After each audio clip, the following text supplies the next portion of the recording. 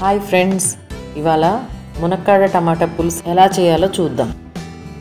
దీనికి కావాల్సింది ఒక కడాయి తీసుకొని 2 టేబుల్ స్పూన్ల ఆయిల్ వేసుకోవాలి. ఎండుమిర్చి, క్రష్ చేసిన గార్లిక్, 1 టీ స్పూన్ ఆవాలు, 1 టీ స్పూన్ జీలకర్ర, 1 టీ స్పూన్ పచ్చిశనగపప్పు, 1 టీ స్పూన్ మినప్పప్పు, కరివేపాకు అన్నీ వేసుకొని మంచిగా వేగేదాకా తాలింపును చూసుకోవాలండి.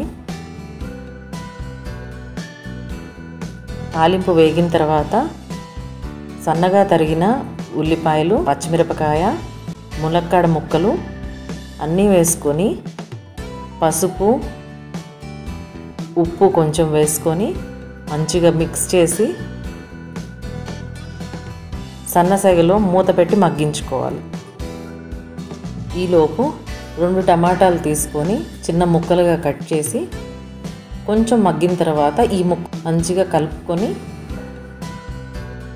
మూత పెట్టి మగ్గించుకోవాలి.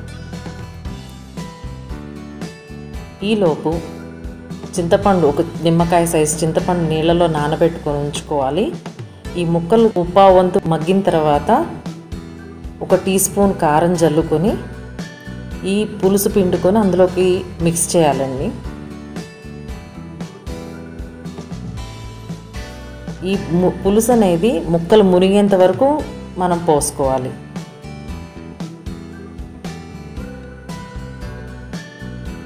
స్పూన్తో మంచిగా కలుపుకున్న తర్వాత మీడియం ఫ్లేమ్ పెట్టుకొని కొత్తిమీర ఇవన్నీ వేసేసి ఒక 5 మినిట్స్ పాటు మరగనివ్వాలి.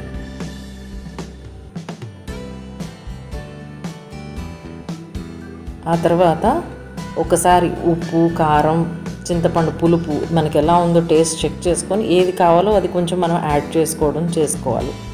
ఎంతో రుచికరమైన మునక్కాడ టమాటా పులుసు రెడీ.